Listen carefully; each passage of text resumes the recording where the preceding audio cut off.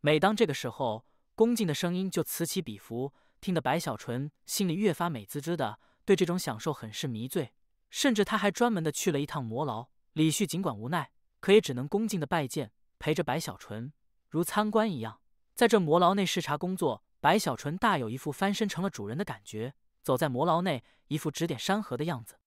4大区的牢头还有4大黑鞭都簇拥在白小纯身后，他们看着白小纯，一个个内心都无比恍惚。尤其是想到之前的白小纯，先是狱卒，而后犯人，如今却成为了白总管。尤其是丁区的孙鹏，更是觉得不可思议。不过白小纯念旧，此番到来视察时，对于丁区很是赞赏，孙鹏也都情不自禁地激动起来。特别是对于第9小队，白小纯更是念旧，甚至点名让第9小队的队长亲自陪同。这份荣耀让整个第9小队都振奋起来。白某对魔牢是有感情的，这里是我曾经的家啊，我对这里的感情才是最深的。白小纯感慨地喟叹一声，他身后众人一个个也都神色自觉不自觉地露出感动，纷纷响应。尤其是当白小纯回到丁区，看着自己以前的居所，露出追忆的神情。就是这里，白某真的想放弃一切身份，重新回到这里，继续做一个狱卒啊！他话语一出，四周众人纷纷动容，一个个赶紧劝说：“总管大人万万不能如此啊！您老人家日理万机，身处重职，肩负整个巨鬼城的兴衰啊！”“是啊，总管大人，巨鬼城可以没有一个狱卒，但却不能没有总管。”眼看众人这般开口，白小纯似很无奈，长叹一声：“罢了罢了，既然大家都这么说，我就只能放弃我的理想。一切都是为了王爷，一切都是为了巨鬼城。”众人一个个都正色起来，看向白小纯的目中，有不少人都有了泪光。白小纯轻轻咳嗽一声，觉得自己似乎说的有些过了，实在是太陶醉了，于是结束了这一次的视察。准备离开时，他看了看跟随在身边，始终面色不自然，甚至有些难看的李旭。李旭，本总管要批评你，当日王爷危险时，只有我一个人在保护，你当时去了哪里？白小纯有些不悦，他走了这么一大圈，这李旭居然没有丝毫表示，这也罢了，可却始终晦涩着脸，这就让他内心不满了。当日卑职去了吴长恭那里，李旭沉默片刻后，咬牙开口。白小纯目内顿时起了寒芒，盯着李旭，半晌之后，淡淡说出一句话：“王爷危机，你却去了吴长恭那里。”李旭，你还真是尽忠职守啊！李旭面色大变，猛地抬头看向白小纯，察觉到白小纯目中的寒芒后，他呼吸急促，知道自己之前的状态不对，且始终面色难看。这不是白小纯的问题，而是自己没有扭转心态，甚至刚才那句话更是将对方得罪。一想到如今这白浩的身份，李旭马上后悔，赶紧恭敬的抱拳，低声解释。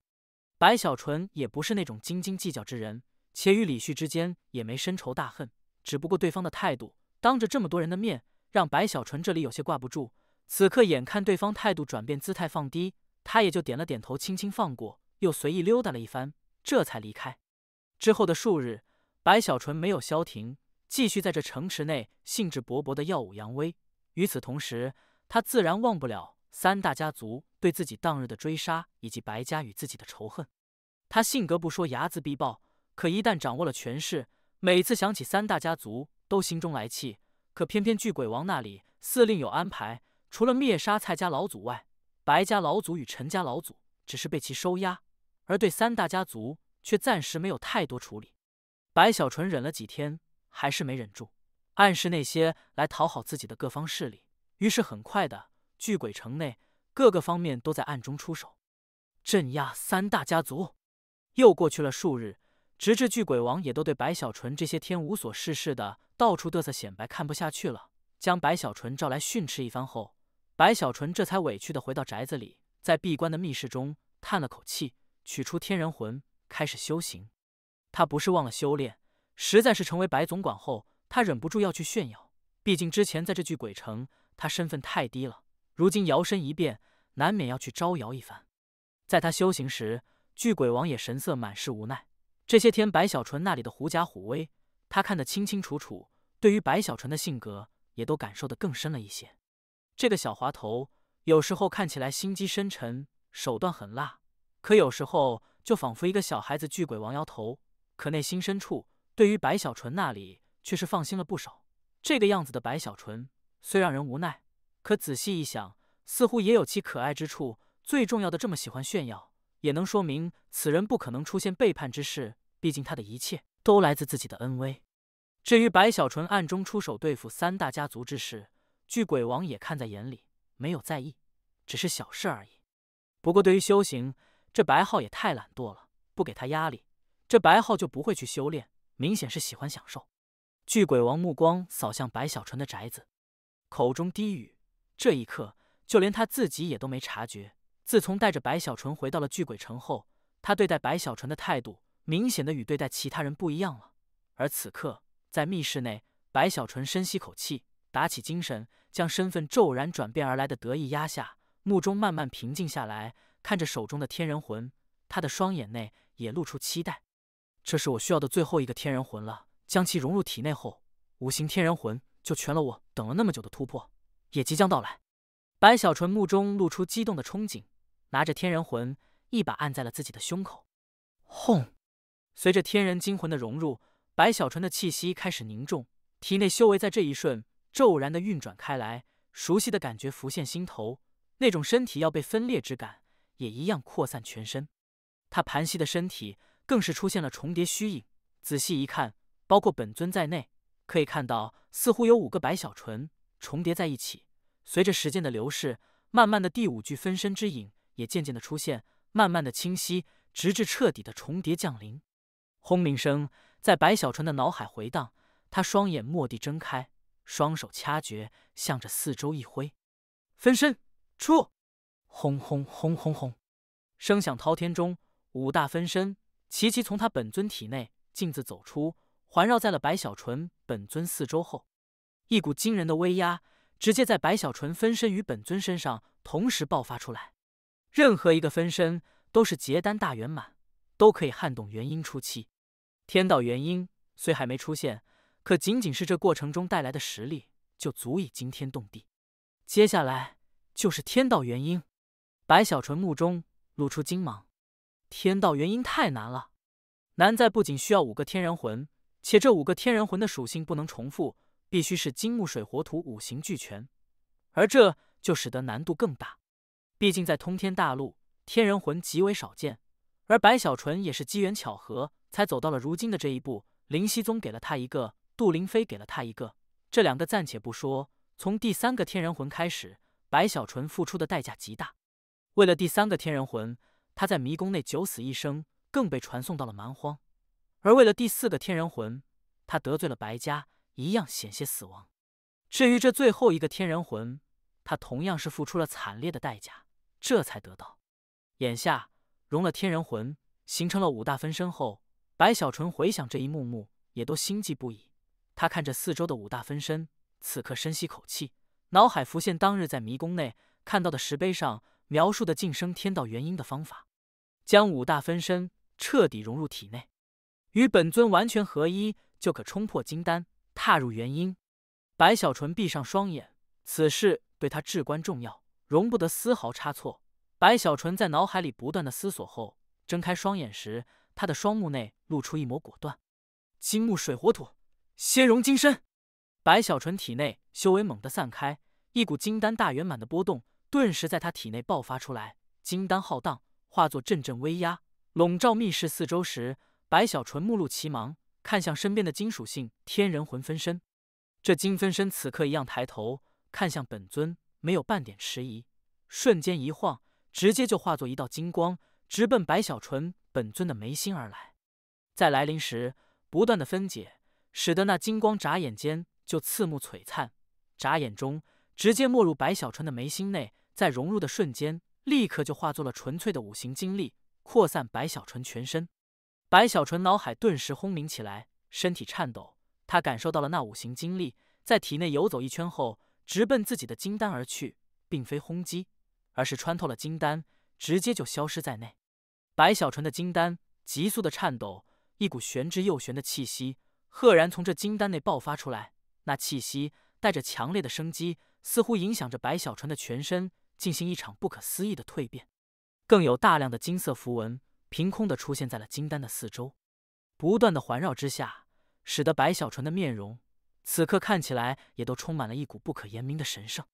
可没有过去太久，白小纯的金丹外，那些金色的符文越来越多。与此同时里，一股消杀之意赫然从白小纯金丹内爆发出来，仿佛五行只有金的情况下，这五行精力太过强悍，在这爆发下，似乎要将白小纯的金丹直接碎灭掉，甚至他的体内经脉都在这一刻被这精力充斥，仿佛身体也要承受不住，要被这精力直接撑爆。一旦无法压制，那么白小纯此番必死无疑，没有任何悬念，形神俱灭。眼看危机就在这时，白小纯双眼蓦然睁开，其内露出如剑芒般的锋利之光，看向一旁的火分身。金圣间，固火克金！白小纯低吼一声，刹那他的火分身目中闪耀奇芒，全身轰然燃烧，成为一片赤色的火海，直奔白小纯瞬间而来，同样融入眉心内，眨眼的功夫就充斥白小纯体内全部。在这火焰的燃烧下，立刻那五行精力如被克制一样，直接就被压制下来。随着五行火力的游走，当压制了经脉中的精力后，这五行火力从四面八方直奔白小纯的金丹而去。轰鸣间，五行火力化作的火海瞬间就环绕在了金丹外，没有任何停顿，刹那融进金丹，四周的金色符文立刻就闪动起来，而金丹中的五行精力也在这一瞬被五行火力克制，再无法对白小纯的金丹造成伤害。但同样的，五行精力虽被压制，形成不了伤害，可这五行火力的爆发一样可以让白小纯金丹碎裂，危机并未解除。那金丹眨眼间就成为了火丹，其内高温弥漫，白小纯的身体刹那间就汗水流下，似身体内封印着一片火海，一旦爆开，必定焚灭四周一切存在。危机感不但没有减少，反而越来越强烈。可白小纯神色镇定，他知道自己此刻不能有丝毫慌乱，一切都必须严格的按照步骤去完成。此刻低吼一声，看向一旁的水分身：“众圣卦，固水克火！”轰的一声，白小纯的水分身整个身体化作了一道蓝色的光芒。仔细一看，在那蓝光内似乎蕴含了一滴蓝色的水液，虽只是一滴，可却仿佛蕴含了无尽之水，顺着白小纯的眉心刹那融入，如同是在一块烧红的烙铁上洒下了凉水。这五行水力刹那扩散白小纯全身，压制火力的同时，也直奔他的火丹而去。轰鸣间，直接融了进去，将火力直接压制后，危机依旧在。五行水力的爆发，使得白小纯全身如要融化，似乎身体内部的一切器官都要在这一瞬变成一滩水。那种腐蚀，那种刺痛，让白小纯眼睛立刻就红了起来。他呼吸急促，猛地大吼一声：“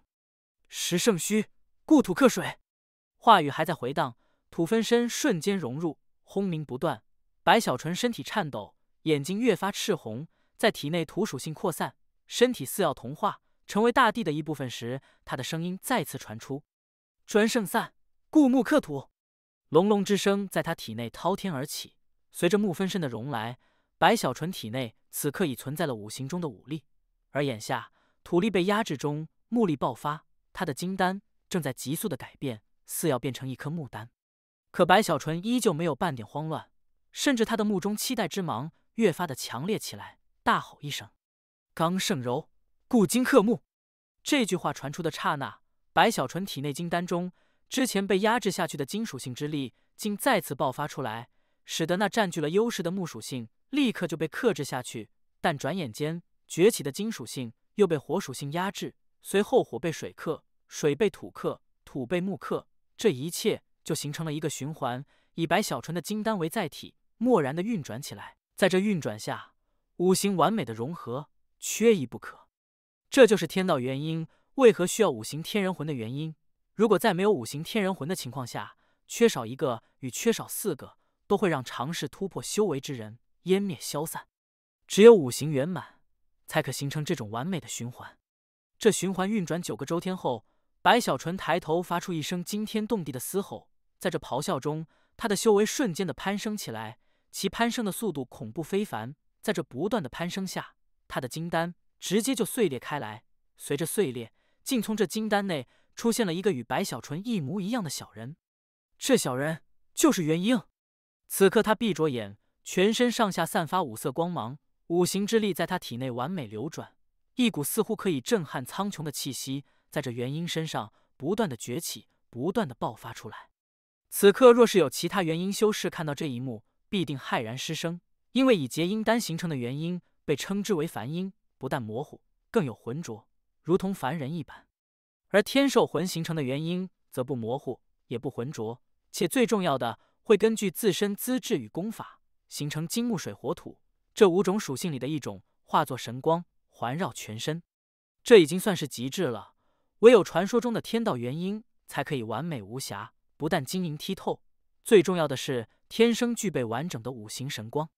这五行神光就是本命神光，不但从此不被五行功法克制，更惊人的是一旦散开，就可压制一切元婴，不管是凡道还是天兽魂，都要被压制。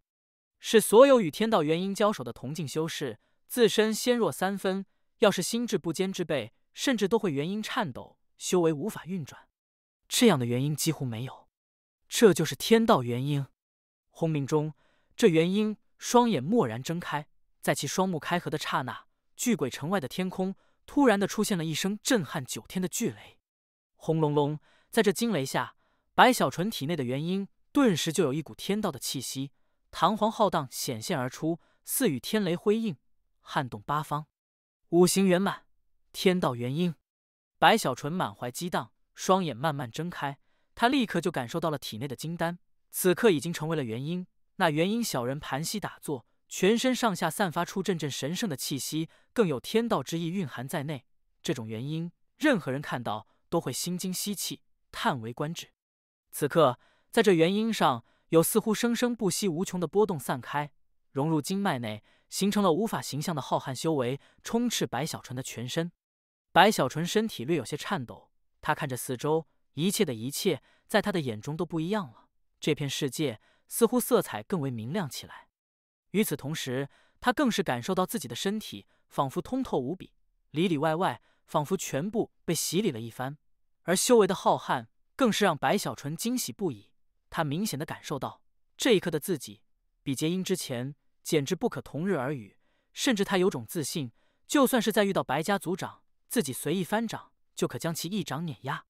这就是天道元婴吗？白小纯此时无比振奋，他甚至有些不敢相信，他已经察觉到此刻的自己明明是刚刚元婴，可却比寻常元婴强悍不知多少倍。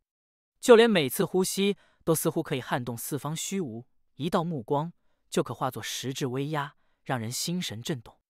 而最重要的是，元婴之后，他的灵石已经初步的成为了神石。所谓神石，就是蕴含了自己的灵魂，神识范围皆可瞬移。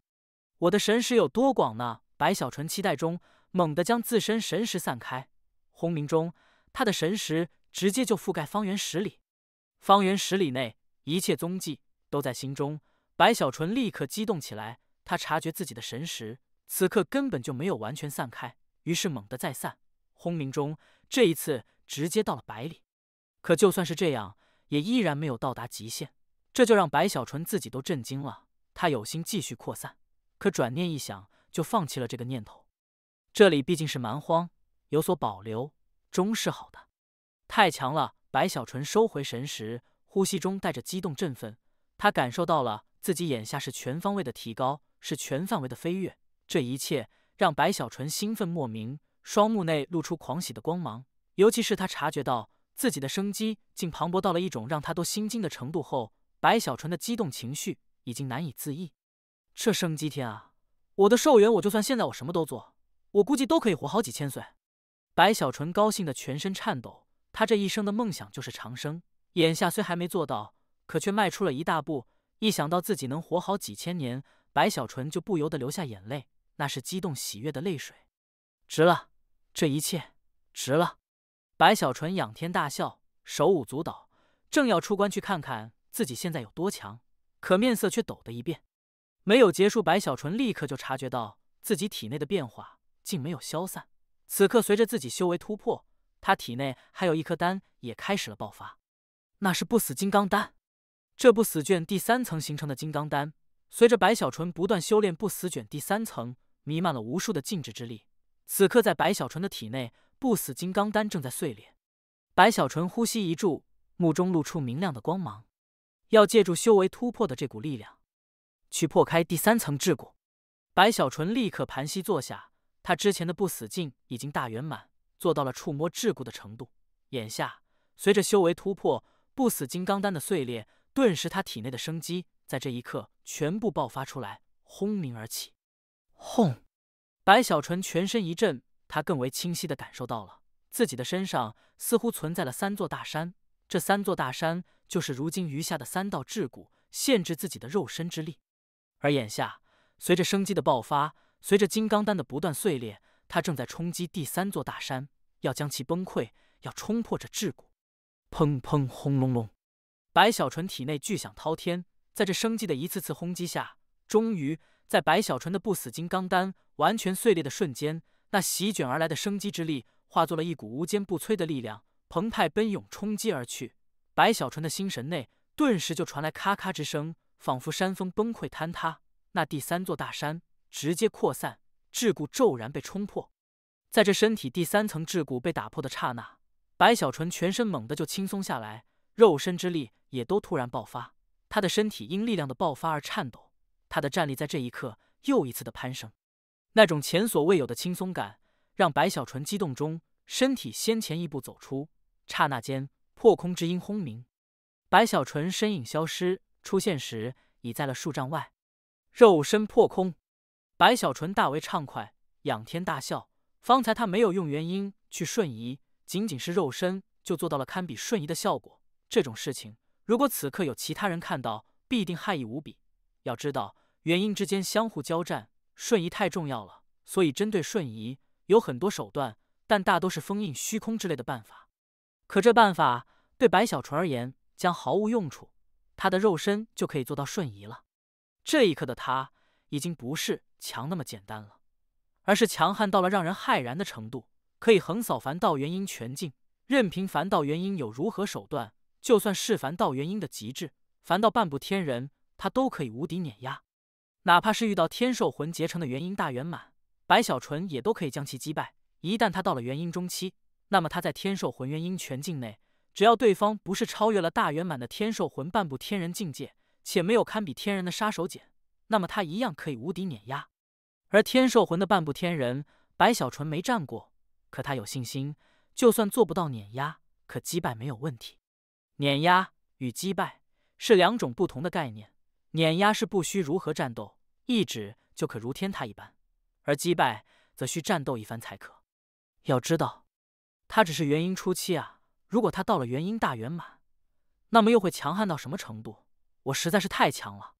白小纯拍了拍自己的胸膛，感受着自己的修为，他心中的得意此刻已经到了要爆开的程度。白小纯大笑起来，一副睥睨天下的样子，更是小袖一甩，傲然开口：从此之后，元婴以下，谁敢大声和我说话？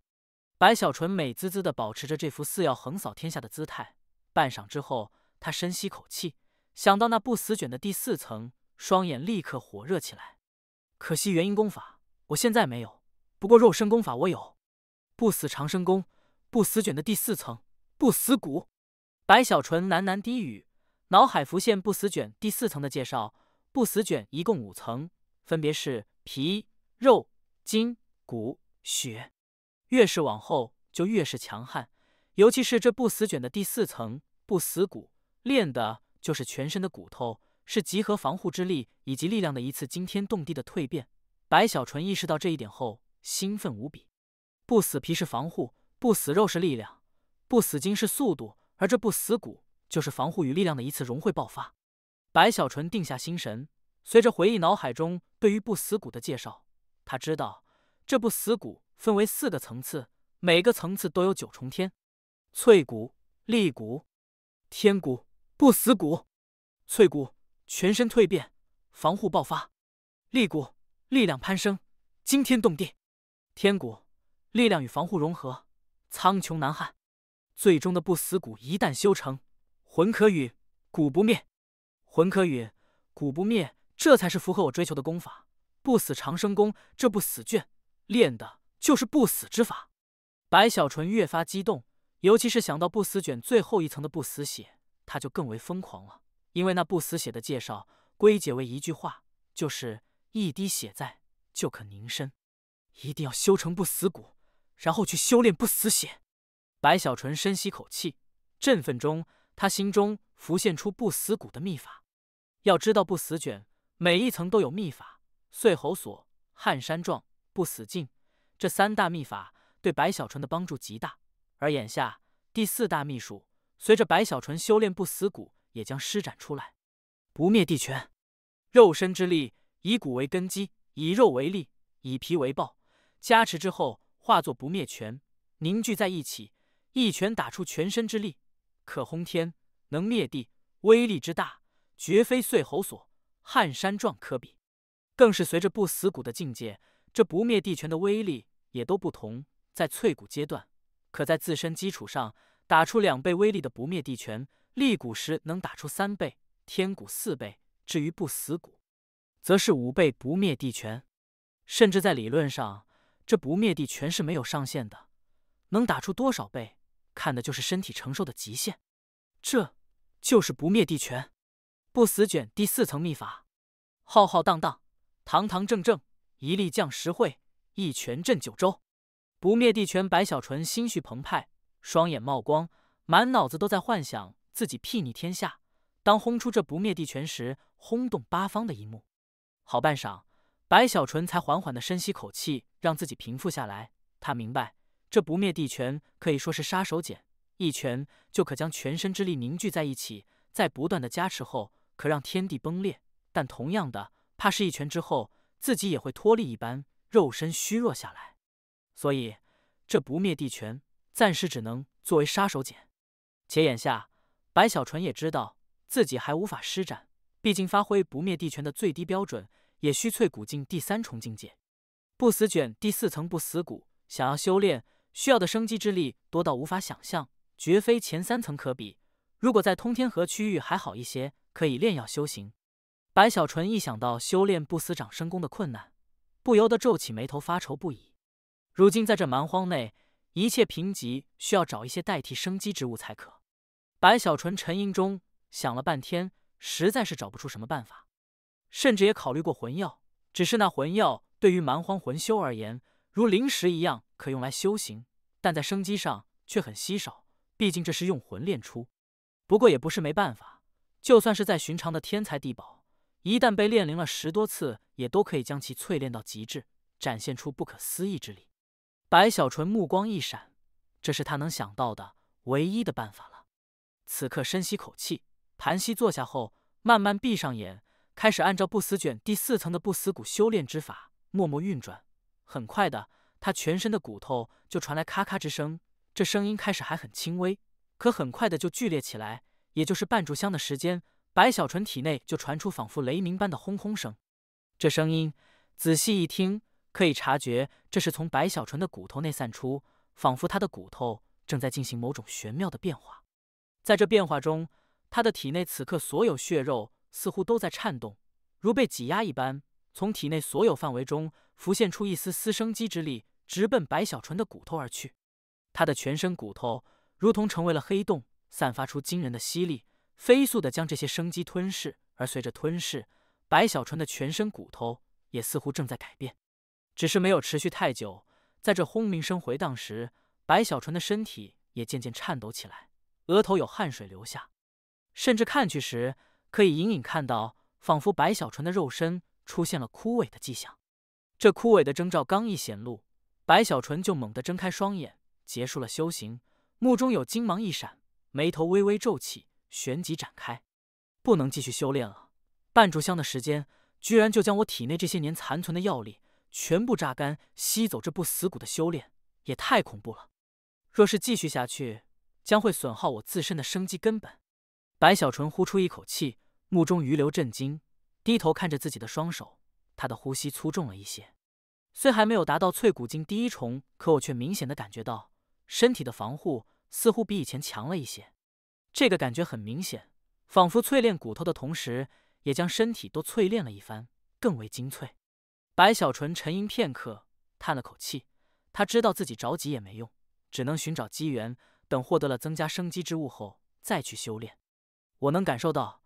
如果有足够的生机，那么这不死骨的修炼可以一口气修到极致。阻碍我修行的不是时间，而是生机。白小纯轻声低语，目光闪动起来，半晌后慢慢平静，感受了下自己的修为，仔细地观察了一番自己体内的元婴后，他的气息再次微微波动起来。我记得以前金丹内有那一丝玉力，可如今成为元婴后，怎么玉力感受不到了？白小纯迟疑了一下，有些搞不明白，琢磨着莫非是自己没有元婴功法的缘故，有些可惜啊。我的玉人啊，又或者隐藏起来了，我没感受到。另外，我这天道元婴不知还有什么奇异之处。白小纯若有所思，他对于天道元婴的了解太少了。实际上，这天地内对天道元婴了解的人，除了他外，就只有天尊。半晌之后，白小纯隐隐有种预感，自己这天道元婴玄妙异常，还需自己多多琢磨才可。那么接下来，不去考虑玉力以及不死长生功了，在这蛮荒缺少丹药，我又没元婴功法，那么修炼如果想要加快速度，只有一个办法了。白小纯目中出现明亮的神采，嘴角也露出一丝期待的笑容。这个办法对其他人来说九死一生，可对我而言没有半点危险。最重要的是，这个办法可以让我的修为在短短的时间内突飞猛进，这将是我白小纯这一生迄今为止修炼速度最为迅猛的一次，堪称一次超级飞跃。这个办法就是炼灵元婴。白小纯目中露出果断，没有半点迟疑，右手抬起一指，立刻光芒闪耀，龟纹锅蓦然出现。用这段日子收到手软所得的那些魂，准备出了1色火直至14色火后，白小纯闭上眼，体内修为猛地一收，脑海轰鸣中，他体内的元婴却是在这一瞬睁开了眼，一晃之下，竟穿透了肉身，出现时赫然在了肉身前方。刚一出现，白小纯的元婴立刻就哆嗦了一下，他感受到了这天地间似乎存在了一股修士肉身觉察不到的寒气，元婴之身却对于这寒气感受极为明显，仿佛是赤身的凡人站在了冰天雪地中一样。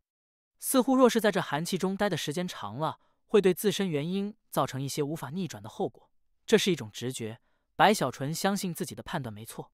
实际上也的确是如此。对于元婴来说，这天地间有太多的奇异，可以置其于死地，如这寒气就是其一。毕竟肉身才是舟船，没有了肉身，元婴就如溺水之婴孩。但白小纯却不知道，如果他元婴出窍的这一幕被其他新晋元婴看到，必定会惊骇的难以相信，恐怕会让人眼珠子都瞪出来。因为刚刚踏入元婴境界，根本就不可能让元婴出窍不说，就算是个别强悍的能够令元婴出窍，哪怕只是一瞬，也必定被这天地寒气重创。甚至元婴中期的强者，虽可以让元婴出窍，但也不敢时间长久，最多片刻而已。唯有到了元婴后期乃至大圆满，元婴本身成长强悍起来，才可长时间抵御天地寒气，但也做不到无视。想要无视，唯有天人。可白小纯这里刚刚踏入元婴境，居然就让元婴出窍，且明显的似乎在抵抗力上有不可思议的地方。这一切正是因为白小纯的元婴是天道元婴。冻死我了！白小纯玲珑剔透的元婴哆嗦着，没忍住回头看向自己的肉身，这种感觉很奇怪，让他不由得多看了几眼后，这才收回目光，一晃之下飞向龟纹锅，自己盘膝坐在了锅里。我这算不算是自己把自己给煮了？白小纯感觉有些怪怪的，轻声咕哝一句，好奇的伸出有些婴儿肥的元婴小手，摸了摸龟纹锅，越发有种自己煮自己的感觉。煮就煮吧，我还要自己去添火。白小纯神色古怪，右手掐诀一指，立刻一旁的1色火蓦然飞来，瞬间融入龟纹锅内。刹那间，这龟纹锅上的图文直接就闪耀起来，银光刺目。白小纯有些紧张忐忑不安，他之前虽自信满满，可眼下亲自操控时，还是忍不住心惊肉跳。毕竟这是自己练自己啊，一旦出现了意外，那后果白小纯一想到因自己闭关太久没有出去，多少年后巨鬼王想起自己打开密室进来，一眼看到的一定是一口大锅中自己被煮得香喷喷的元婴。这一幕画面立刻就让白小纯觉得更冷了，哆嗦着目中露出恐惧与后悔，想要飞出龟纹锅，再考虑一下。可就在这时，一声轰鸣直接从这龟纹锅内爆发出来。白小纯尖叫一声，身体刹那就被扑面而来的银色光芒直接覆盖淹没，一股天地之力从这龟纹锅内浩然而起，瞬间就冲入白小纯元婴中，容不得他阻挡丝毫，在他元婴体内骤然爆发。轰隆隆，这声音外人听不到，只回荡在白小纯的脑海里。当一切声音消散时，当那龟纹锅的银色光芒也都散去后，白小纯的元婴颤抖中急速飞出，在半空时，他小脸煞白，眼中露出恐惧。方才那一瞬的感觉，让他觉得好似自己成为了孤舟，在那怒浪中要被打翻淹没。太可怕了！我这哪里是炼灵，这根本就是玩命啊！白小纯紧张中心底寒意弥漫，颤抖不已。正打定主意放弃时，忽然一愣，猛地低头，立刻就看到了自己元婴的身上赫然出现了一道银纹。而在看到这银纹的刹那，白小纯也猛地察觉到自己的元婴似乎不一样了。如果说没有炼灵前的元婴只是一个刚刚出生的婴儿，那么现在随着一次炼灵后，仿佛这婴儿长大了一些。而在表现上，则是元婴之力比之前浑厚了不少，甚至此刻这四周的天地寒气虽还是让白小纯寒冷，可却明显的远远不如之前。白小纯心潮起伏，这种元婴成长的感觉就仿佛是自己闭关修炼了一大段时间，且还是有顶级的功法，不断的吐纳之后才可拥有。而现在只是一次炼灵就可做到。白小纯不由得想到之前天地之力的灌入元婴内，于元婴内爆开的一幕幕，他的双眼渐渐明亮，露出激动。这的确是加速修为的秘术啊！白小纯抿着嘴唇，脑海里浮现当初刚刚到了蛮荒后，首次听到明皇传承者消息的时候听说的这种炼灵元婴的介绍。若能将自身元婴炼灵15次，就可以从元婴初期突破，踏入元婴中期；炼灵18次，可踏入元婴后期；20次后就可元婴大圆满。更不用说，有传闻若能炼灵自身元婴21次，就可以直接成为天人，没有失败的可能。